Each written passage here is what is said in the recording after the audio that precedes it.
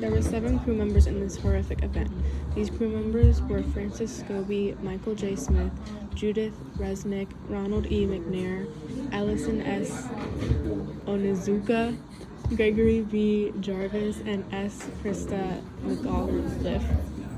This is a space shuttle made by NASA, which bursted into flames just 73 seconds after takeoff, killing all 7 crew members on board. The separation was caused by the failure of the redundant O-ring that sealed the shuttle's right solid rocket booster. The takeoff took place in Cape Canaveral, Florida. All of the debris of the explosion landed in the Atlantic Ocean just off the coast of Cape Canaveral. The liftoff occurred on January 28, 1986.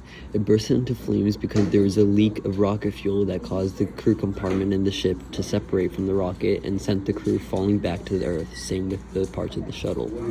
More delays than NASA cares to count. This morning, it looked as though they were not going to be able to get off. 1 minute, 15 seconds. Velocity 2,900 feet per second. Altitude 9 nautical miles. Downrange distance 7 nautical miles.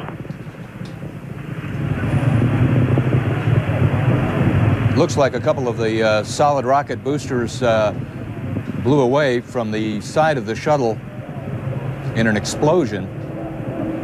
Controllers here looking very carefully at the situation. Obviously a major malfunction.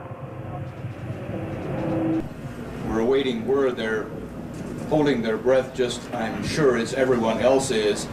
In the center of the fire and the smoke, you can't see any form of what was once the shuttle. Named after the commanding ship of a 19th century scientific expedition that traveled the world, Challenger was the second space shuttle orbiter to fly into space after Columbia and launched on its maiden flight in April 1983.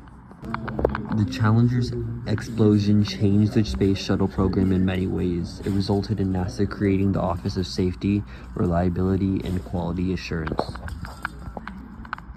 Public support for continuing space exploration remained strong in the aftermath of the explosion. It's the worst disaster in the history of the American space program, and President Reagan has declared a week of mourning for the 7 astronauts, 5 men and 2 women, who lost their lives on their way into space this morning. Now, we know that many of you have heard the news many hours ago and may even have seen some of our extended coverage this afternoon. But many others of you, we surmise, have been at work, and thus we're going to spend virtually our entire broadcast this evening on what is not only a crushingly sad day for families, friends, and colleagues of the astronauts, but also an enormous shock to the manned space program, which before today had gone so well. Never before have American lives been lost in flight. NASA used space shuttles for 30 years. The last space shuttle flight took place in July 2011. Space shuttles were designed to make repeated journeys between Earth and space. The Challenger had 9 successful missions before the disaster. The Challenger's first mission was in 1983. The purpose of the Challenger mission was to launch 2 satellites into space. One satellite would be picked up 2 days later after observing Halley's Comet. Barbara Morgan was selected to be the backup candidate for NASA's Teacher in Space program. After the ill-fated shuttle launch, Morgan continued to work with NASA's Educated Division.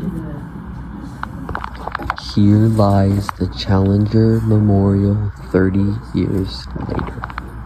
Cleared the tower.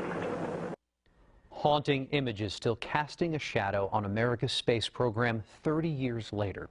On this day, 30 years ago, the Space Shuttle Challenger exploded at 10:38 our time. This was the last moment people saw those 7 astronauts alive. Today in Houston and around the nation, ceremonies are underway to honor the legacy of these 7 heroes. Channel 2's Ryan Korsgaard live for us at Johnson Space Center with a look at the personal stories behind these tributes. Ryan, good afternoon to you. Andy, good afternoon. Such a difficult day. Memorials really planned all over the country. Let me show you the very Challenger Columbia. I'll show you the very latest here at the Johnson Space Center.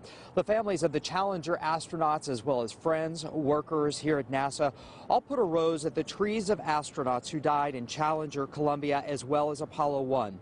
The former center director, Mike Coates, honored the families. He said that they are the true heroes because they raised their families as the world watched after Challenger.